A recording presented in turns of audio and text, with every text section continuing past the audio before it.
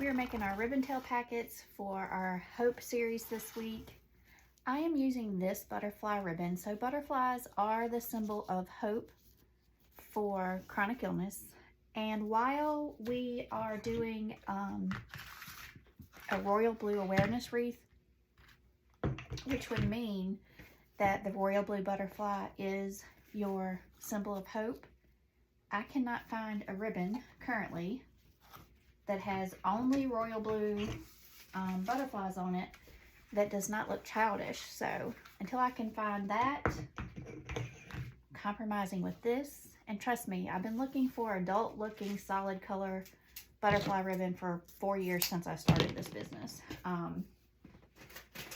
Awareness has been an important part of my shop from day one, and I haven't found what I'm satisfied with yet.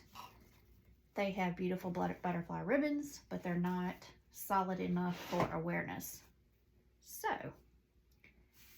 we need 18. So 1, 2, 3, 4, 5, 6, 7, 8, 9, 10, 11, 12, 13, 14, 15, 16, 17, 18. I will say I love this ribbon. I adore this ribbon. The butterflies have this iridescent glitter, so it's extremely pretty. See that? And it shimmers. So I'm good with it, but if the white outline was just this royal blue, perfection. But work with what we have. Work with what we have. And we make it work in other ways throughout the wreath. I do have blue butterflies that are going in this wreath, so I just have to find them, but I do have them somewhere. All right, I'm working on the 13-inch side. We need 18.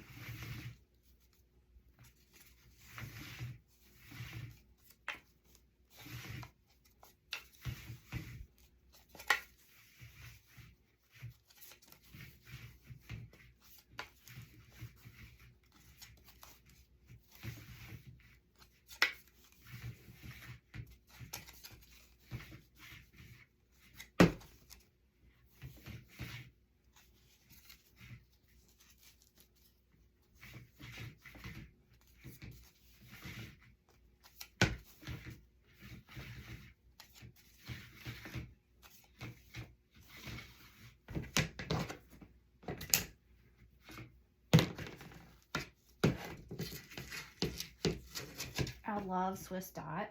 And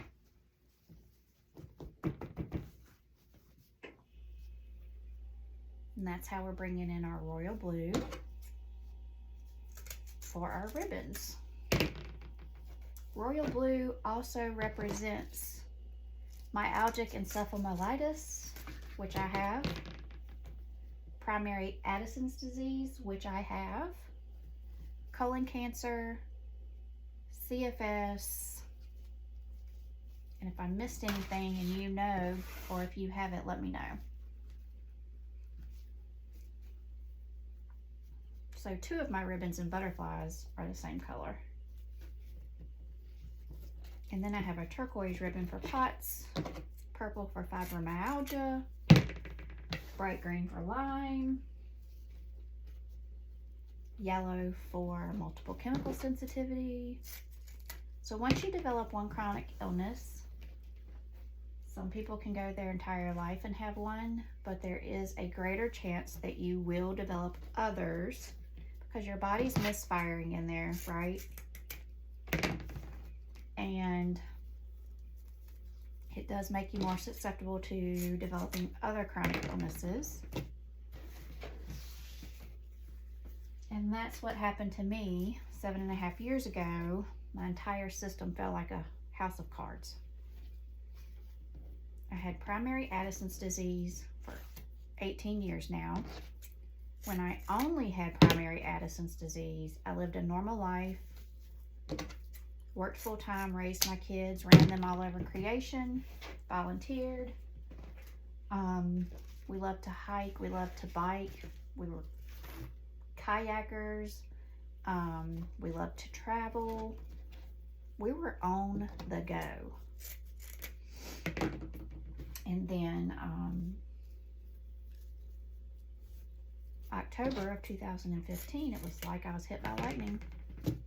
And honestly, looking back and knowing what I know now, for me, I think the Lyme that was undiagnosed started the cascade of other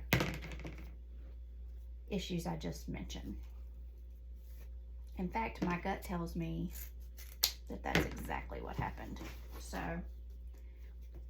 for me, now today, as I sit here, Lyme disease is more understood, and you might even be tested if you go to your GP and you're having certain symptoms. But I can promise you that 7.5 years ago, where I live, they looked at you like you were crazy.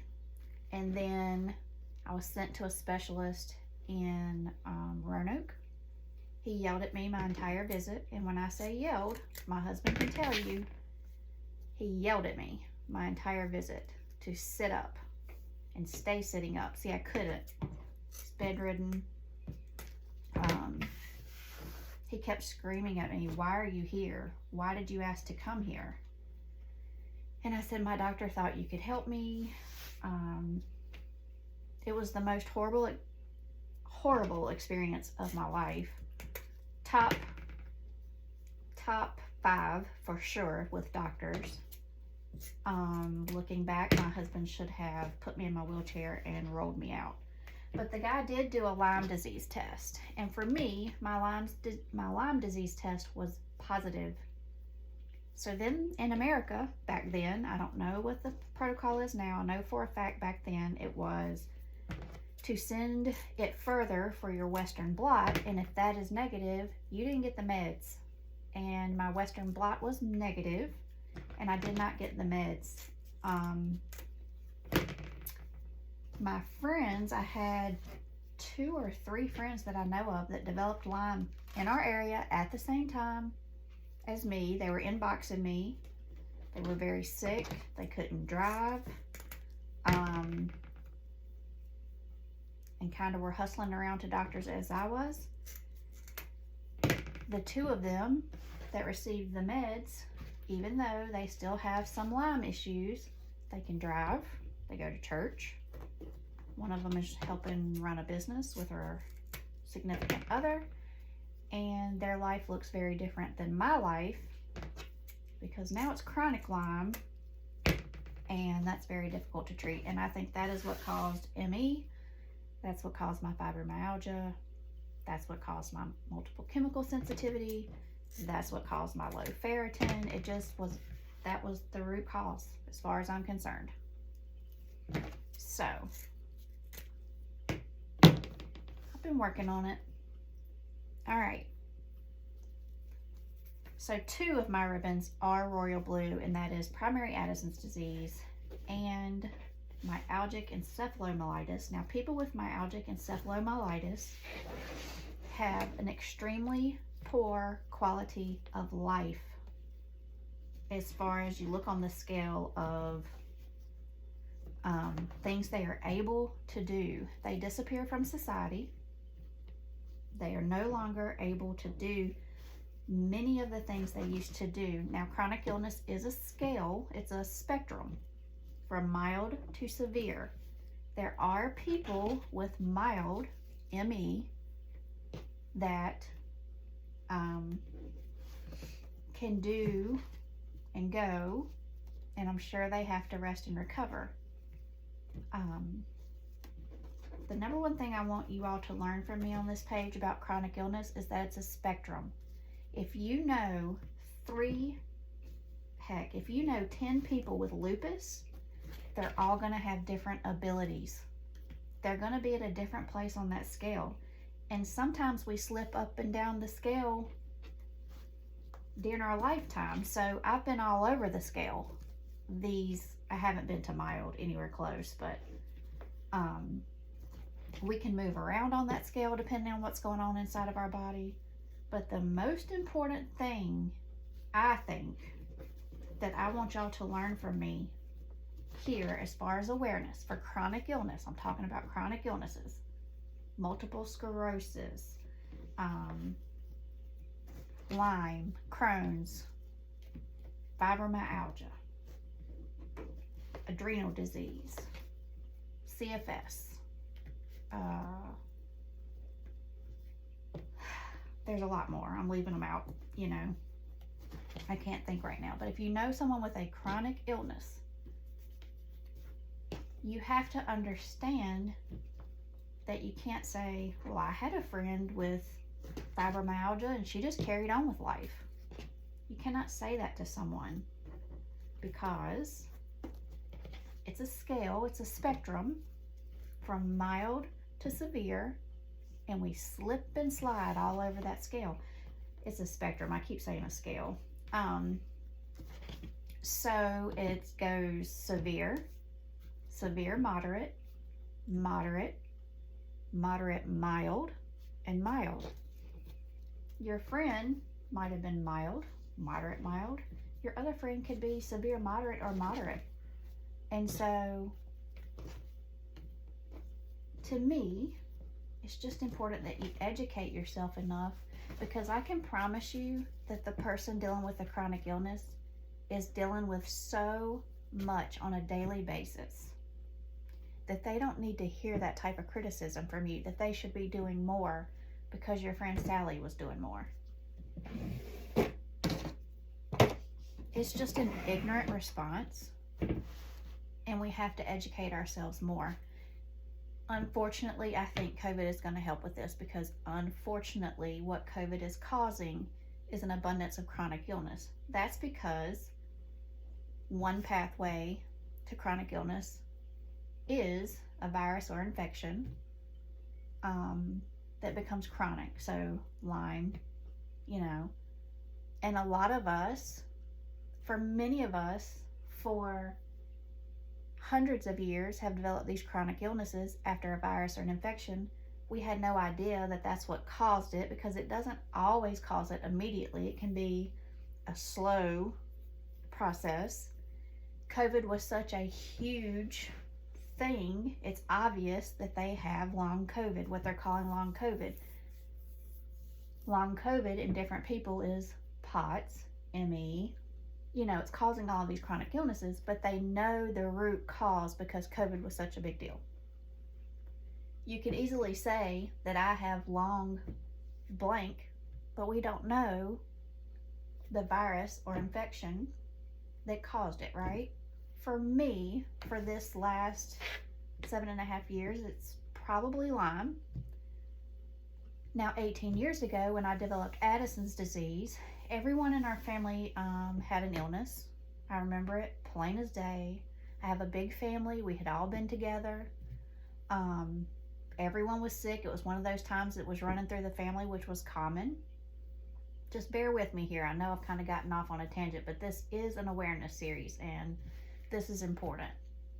So in our family, everyone got better except for myself and my niece.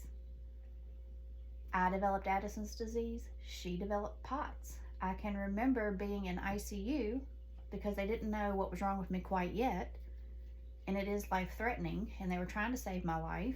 And they were pumping me full of fluids. And they had me in ICU in North Carolina. And they wanted to put me on a ventilator because I wasn't breathing enough or properly for myself. And my sister and my mom wanted to come convince my husband not to put me on a ventilator. They both felt strongly that if I went on the ventilator, I would not come off. And so I remember that it was hard for my sister. I remember her saying I felt torn because her daughter was so sick. And it ended up her daughter had POTS and I had Addison's. There I was in ICU. Her daughter was so sick she didn't want to leave her. and our entire family had been sick before. So we have no idea what that virus or infection was, but in my gut tells me that that's the path that led myself and my niece down this road that we've been on for 18 years. And COVID kind of confirms that, because here comes this virus and there's just an abundance of chronic illness, which hurts my heart. As much as it is doing for the chronic illness community, it just kills my heart. So my myalgic encephalitis is very rare. A doctor that went from treating AIDS patients to treating ME patients said she would rather have AIDS because they have a better quality of life than we have with ME.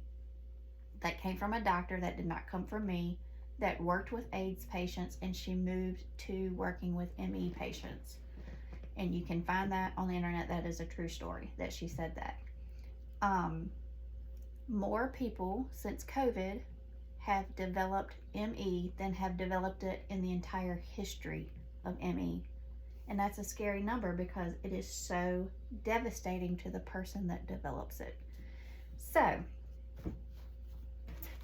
if you have a friend or a family member with a chronic illness, you have to meet them where they are. And where they are today may not be where they are tomorrow. I can sit here and do this today. I could wake up tomorrow in a flare and not be able to even walk in this room. Happens to me all the time. You just don't see me here when that happens. When I'm having a good day, I make multiple videos so that they last. When I'm not having a good day, you don't see me in here, but you don't know that, right? Because we're just operating off of videos. It's why I don't go live that often. I can do this when I can, but if I'm live and I start going into a flare or getting really potsy, you know, that kind of terrifies me, because I would have to get off the live unexpectedly, and I'm just not prepared to go down that road yet. I do it occasionally when I'm feeling really, really great, and I feel like there's a great chance that I can make it through that live. So if you take anything from this Hope series, I want it to be that you meet the people that you love with chronic illness where they are, and know that tomorrow might be a different place than where you met them today. That's my message for you girls today. We are working on a royal blue Hope wreath, and I will be back to put the ribbon tails on. Bye, girls.